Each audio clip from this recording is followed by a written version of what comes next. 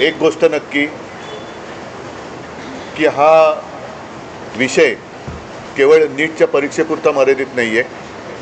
कारण ज्या वेळेला मी गेलो, माझ्यासोबत संजय राऊत होते, अनिल देसाई, अरविंद सावंत ही सुद्धा मंडळी होती, खासदार होते. आणि त्या गर्दीमध्ये एक व्यक्ती राजा तिकडे संजयला असं भेटलं की त्यांनी विचारलं की आप कहाँ से आए हो. संजयने विचारलं, तर मैं बिहार से आया हूँ लेकिन मैं हूँ तो मध्य प्रदेश का. तर तो काही विद्यार्थी वाटत नव्हता, पण मध्यमवयीन तरुण होता. तर त्याला विचारलं आप क्यों आए हैं. तर त्यांनी सांगितलं की माझा व्यवसाय नीट चाललेला होता, माझी रोटी व्यवस्थित चालू होती, पण नोटबंदीच्या वेळेला माझी पूर्ण उद्योगधंदा, रोजीरोटी उद्ध्वस्त झाली आणि तो राग व्यक्त करायला मी आलेलो आहे. म्हणजे हे काही एक निमित्त झाले असं म्हणा पाहिजे तर, परंतु हा गेल्या काही वर्षातला राग हा आता उफाळून वरती आलेला आहे. दुर्दैवाने आज मी वृत्तपत्रात वाचलं आणि कालच आपल्या माध्यमातून मी बघितलं की न्यायमूर्तींना किंवा न्यायालयाला या प्रकरणाकडे लक्ष द्यायला वेळ नाही असं ते म्हणाले.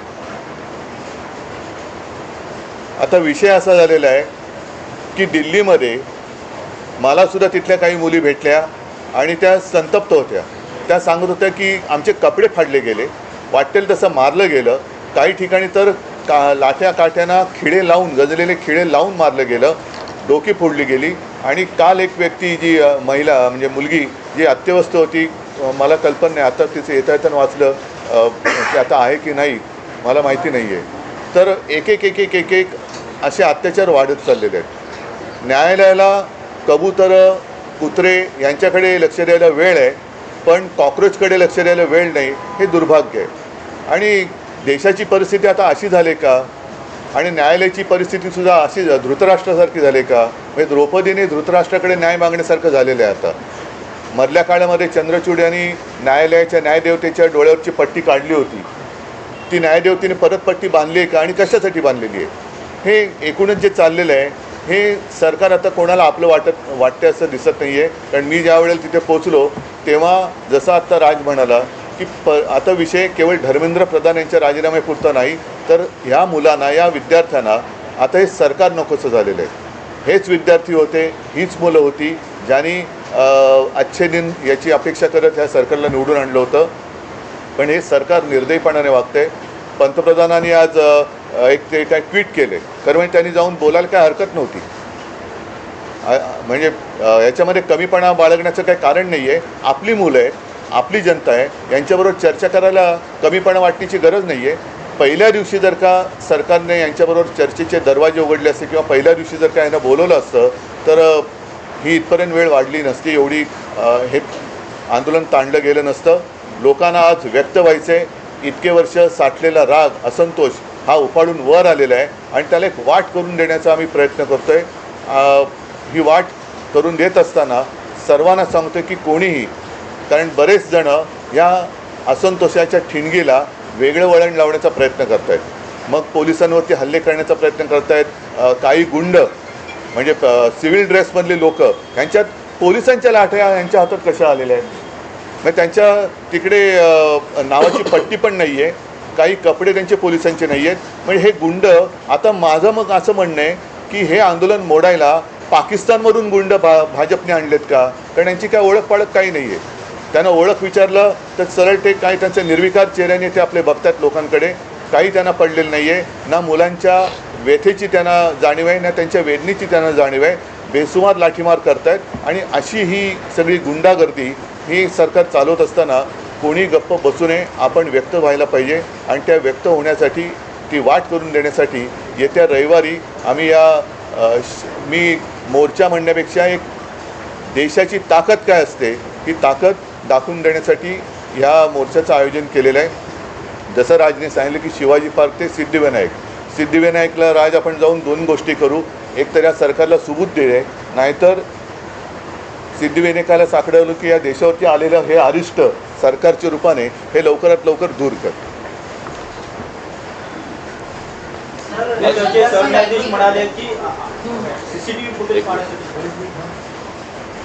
मग अशात तोच विषय राहिला की सरन्यायाधीश जे बोलले की CCTV फुटेज पाहण्यासाठी आमच्याकडे वेळ नाही आहे. मुळात ह्यांच्यामुळेच हे धुरळ सुरू झालं ना. जन्मदाते तेच आहेत ना. आणि त्यांनी जन्म दिल्यानंतर त्या पोराकडे बघायला नको. मी महाराष्ट्रामधले पोलीस ह्या सर्व आंदोलनकर्त्यांना चांगलं सहकार्य करत आहेत, काही त्रास देत नाही आहेत, काही गोष्टी झाल्यात. माझ्याकडे आता एक व्हिडिओ आला आहे, मला असं वाटतं की मी तो आता मुंबई पोलीस कमिशनरने देखील पाठवलेला आहे. एका टॅक्सीतनं मुलं चालली होती आणि ती मुलं चालली असताना टॅक्सीतनं नाही, पोलिसांच्या गाडीतून आणि तो पोलीस त्यांना सांगतोय त्या मुलांना की परत या एरियात जर दिसलात तर खिशामध्ये तुमच्या काय 5 ग्रॅमची पावडर टाकीन, 50 ग्रॅमची पावडर टाकीन, बरं का. म्हणजे पोलिसांकडे आता पावडर पण मिळायला लागली. पोलीस एजंट आहेत का पावडरवाले? मग हा पोलीस कोण ड्रग सप्लायर आहे का? हे कुठचे काय चाललंय मला कळतच नाही. मला खरं तर ही इतकी साधी गोष्ट होती. साधी म्हणजे म्हणण्यापेक्षा ही की बाबा पेपर फुटलेत, काय कोण ज्याची जबाबदारी आहे त्यांनी राजीनामा द्यावा आणि जे त्याच्यामध्ये असतील सामील झालेले असतील त्यांना अरेस्ट करावी. ज्या काही गोष्टी करायच्या त्या सगळ्या गोष्टी कराव्यात. परत हे होणार नाही याची शाश्वती द्यावी आणि त्यांच्याशी चर्चा करावी. हे सगळं प्रकरण इथपर्यंत आलंच नसतं. बोला. यात एक प्रश्न असा आहे की नाही, एकच दिनेश, एक मिनिट. आज जे मोदींनी ट्विट केले का काय केले मला कल्पना नाही, की दोषींना सोडणार नाही. तर ज्यांनी या मुलामुलींवरती निर्दयीपणाने लाठीमार केलेला आहे, ज्यांनी मुलींचे कपडे फाडलेत, जे पोलिसांच्या वेशात न येता जे गुंड तिकडे घुसलेत, या गुंडांना पकडून त्यांनासुद्धा कठोर शिक्षा करण्याची जबाबदारी मोदी घेत आहेत का? हे गुंड कोणी घुसवले होते? हे गुंड कोणी आणले होते? आणि राजरोज फिरतात, त्यांचे पण व्हिडिओ आहेत. अगदी ती काठ्या बिठ्या आणि पोलिसांच्या लाठ्या त्यांच्या हातात कुठून आल्या? पण उद्धवजी, मुख्यमंत्री देवेंद्र फडणवीस आणि जे.पी. नड्डा जे भाजपचे केंद्रातले नेते आहेत ते असं म्हणतात की विरोधी पक्ष हा विद्यार्थ्यांच्या खांद्यावर बंदूक ठेवून या विषयाचं राजकारण करतात. भारतीय जनता पक्ष आजपर्यंत काय करत आलं?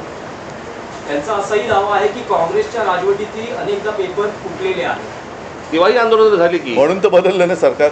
त्यावेळेलाही आंदोलन झाली, त्याच्यानंतर सरकार बदललं, ह्यांचं आलं. हे ते तसे आहेत म्हणून ह्यांना आणलं, हेही तसेच.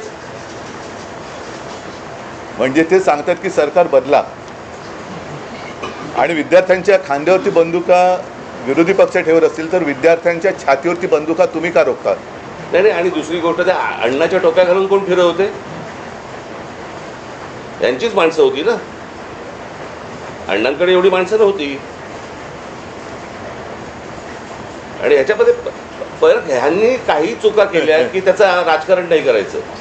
आणि हे ज्यावेळेला विरोधी पक्षात जातात त्यावेळेला सगळ्या गोष्टींचं राजकारण करणार. पण शरद पवार काल पंतप्रधानांना भेटले, त्याला जंतर मंतर म्हणतात. तेच आहे की त्यांनी तुम्हाला काही कल्पना दिली आहे का? कारण नाही, मला असं वाटतं विषयाला आता फाटे फोडण्याची आवश्यकता नाहीये. आम्ही सगळेजण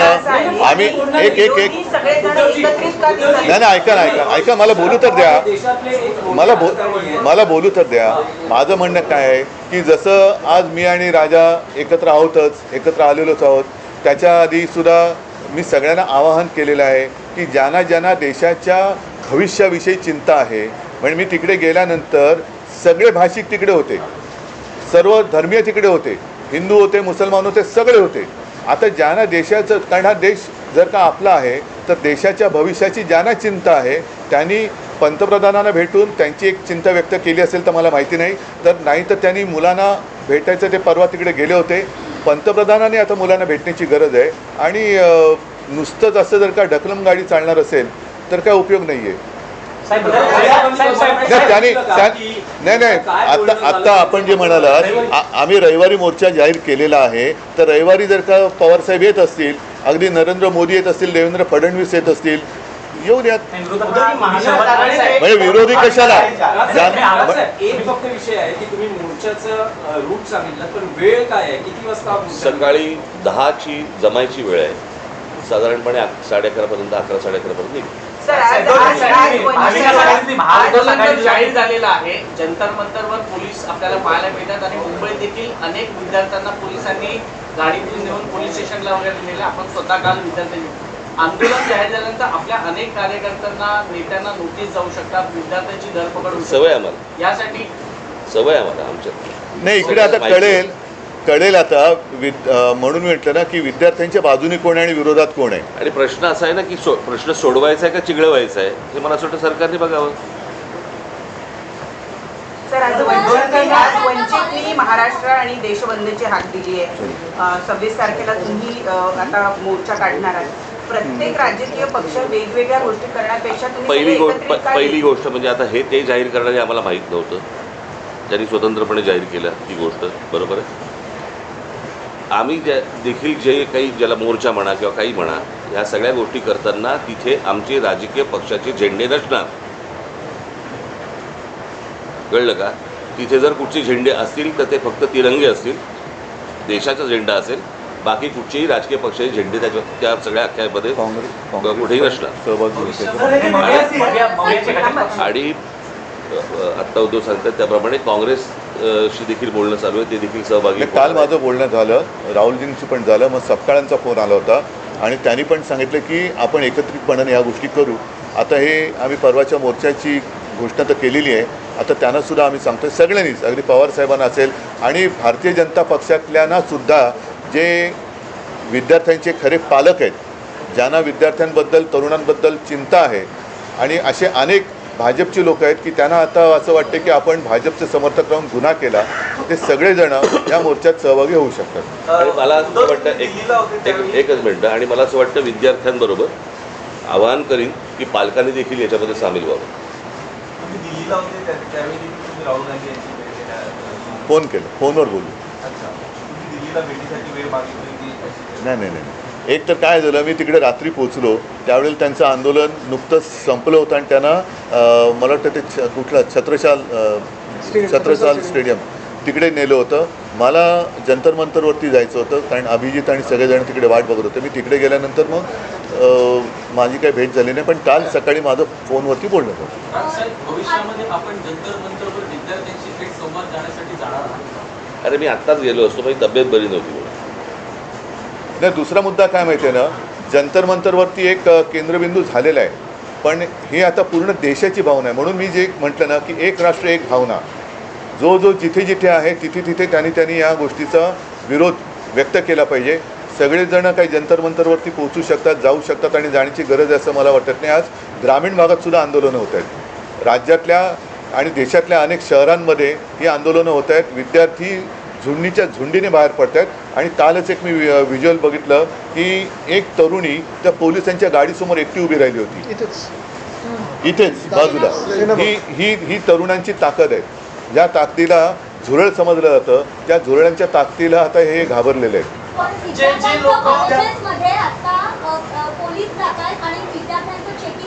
कुठे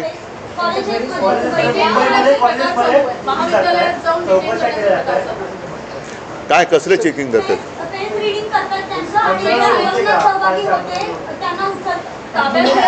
त्यांना काही तासासाठी डिटेन करतात आणि सोडतायत, कोणी घाबरत नाही. पण त्यांना काल पण आम्ही पाहिलं, काल मी आणि अमितच गेलेलो होते पोलीस. आता देश भीतीच्या पलीकडे गेलेला आहे आणि कालसुद्धा मी तिथे ज्यांना भेटलो ना, एक तो तुमच्याच माध्यमातून बघितलं, तो एक मुलगा उभा आहे ना, मारो मारो मारो, तो नागपूरचा मुलगा आहे.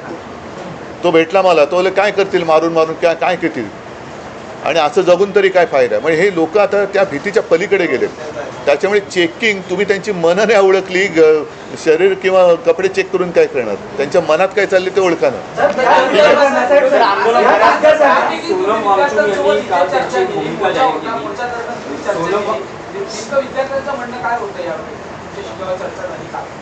आलं नाही तुमच्यापर्यंत? त्यांनी व्हिडिओ काढले होते ना. ऑडिओ व्यवस्थित नाही आहे. सोनम वांगचुक यांचं असं म्हणणं आहे की विद्यार्थ्यांवर ज्या केसेस आहेत हो. त्या मागे घेतल्या तर आपण आंदोलन किंवा उपोषण ही संपवू. तुमचं विरोधी पक्षाचं काय म्हणणं आहे की याचा लॉजिकल एंड म्हणजे धर्मेंद्र प्रधान यांचा राजीनामा तेव्हाच हे आंदोलन थांबेल, की सरकार असं म्हणते की चर्चा करायला या, लोकसभेत संसदेत यावर चर्चा होईल आणि त्यानंतर मग पुढचा निर्णय घेण्यात. आता तिकडे नाही बघा, आता प्रत्यक्षात तिकडे काय चाललं आहे, कारण मी मागे प्रेस कॉन्फरन्स घेतली होती, नाही मी इथेच बोललो होतो मला वाटतं की काही वर्षांपूर्वी म्हणजे 2018 साली एक जे डी अगरवाल नावाचे एक गृहस्थ होते, ते गंगेसाठी उपोषणाला बसले होते. सरकारने लक्ष नाही दिलं. 115व्या दिवशी त्यांनी प्राण सोडला. गंगा आणखीन वाईट झाली. म्हणजे करोनाच्या काळात तर मग गंगेमध्ये मृतदेह पण सोडले गेले. मग या सरकार हे निर्दयी आहे. मी वांगचुकना त्यांना तिथून हलवण्याच्या आधी 1-2 दिवस आधी फोनवरनं बोललो होतो आणि मी त्यांना हेच सांगितलं होतं की आपण उपोषण सोडा, कारण उपोषण कोणासमोर करायचं, ज्यांना काहीतरी संवेदना आहेत. या सरकारला संवेदना नाही आहे. त्याच्यामुळे त्यांना असं वाटतं की अशी लोकं गेलेली बरी, म्हणजे एकदा काय ते सगळं स्मशान शांतता होऊ द्या. पण तसं दिसत नाही आहे. अनेक जण आता प्रत्येकाच्या मनामध्ये ही ठिणगी पेटलेली आहे. त्याच्यात तुमचा जो विषय आहे की धर्मेंद्र प्रधान, शेवटी मग जबाबदारी कोणाची आहे? जे जबाबदार आहेत त्यांना सोडणार नाही. मग धर्मेंद्र प्रधान पहिले जबाबदार आहेत, त्यांना का सोडताय? आणि धर्मेंद्र प्रधान पण कोणी एकेकाळी पेपर फुटीच्या विरुद्ध रस्त्यावर उतरले होते असं म्हणतात, जे आता विद्यार्थ्यांचं नशीब फोडत आहेत. साहेब, तुम्हाला काय वाटतं की चर्चेतून सरकार म्हणते चर्चेला यातून मार्ग काढ, तुम्हाला असं वाटतं की चर्चेतून मार्ग हे सुरुवातीला करायला पाहिजे होतं ना. हीच गोष्ट उपोषणही झालं नसतं, लाठीचार्ज झाला नसता, मुलांनी मार नसता खाल्ला. काय झालंय आता घराघरामध्ये हे सगळं पोहोचलेलं आहे आंदोलन. त्याच्यामुळे सरकार आत्ता बॅकफूटवरती गेलं आणि म्हणून आत्ता ते सांगतात की आमच्याशी चर्चा करायला या म्हणून. कळलं का? ज्यावेळेला ज्यावेळेला त्या शेतकऱ्यांनी, ज्यावेळेला पंजाबच्या शेतकऱ्यांनी, हरियाणाच्या शेतकऱ्यांनी ज्यावेळेला मोर्चा काढला होता, त्यावेळेला काय नाही बोलवलं, कारण तो प्रत्येक घरातला देशातला नव्हता विषय. आत्ता त्यांना अंदाज आला या सगळ्या गोष्टींचा, त्यांच्याकडे पण यंत्रणा आहेच त्यांच्याकडे, की अंदाज आला की हे घराघरात पोचलंय आणि घराघरात पेटलंय. म्हणून आता बोलतात की आमच्याशी चर्चा करायला या. मणिपूरच्या प्रकरणात, त्या शिखांच्या प्रकरणामध्ये काही ट्विट केल्याचं आढळलं का पंतप्रधानांनी? त्यांच्या लक्षात आलंय की हे आपल्या अंगलट आलेलं आहे आणि म्हणून ही आता सर्व सुरू आहे. आणि एकच आता नाही एक मिनिट, तुम्ही जे आता सांगितलं की आता घरोघरी जाऊन चेकिंग, कॉलेजमध्ये जाऊन चेकिंग, तर मी सरकारला आणि पोलिसांना एक नम्र विनंती करेन की तुम्ही आणखीन आग भडकवू नका. ही मुलं शांत आहेत, त्यांच्याशी नीट चर्चा करा. ही शांतता भंग करण्याचं काम पोलिसांनी आणि सरकारने करू नये. मुख्यमंत्र्यांना आजही शंका आहे, ते म्हणतात की अँटी सोशल एलिमेंट, असामाजिक. आम्हाला पण शंका आहे की आता सरकारमध्ये असे कोण परकीय शक्ती सामील झाल्यात का की या मुलांना, देशाच्या विद्यार्थ्यांना चिरडण्यासाठी? आणि मी तुम्हाला सांगतो 26 तारखेला जर असे कोणी घुसवण्याचे प्रयत्न केले ना, फटकावून काढणार. कळलं का? शांततेने मोर्चा असेल, शांततेने ह्या सगळ्या गोष्टी होतील, याच्यामध्ये कुठचीही हुल्लडबाजी नसेल, काहीच गोष्टी नसतील. पण उद्या जर समजा दिल्लीसारखं इथे काही करायचा प्रयत्न केला, घुसवले, इथे काही करायचा प्रयत्न केला, आमची लोक सोडणार नाहीत.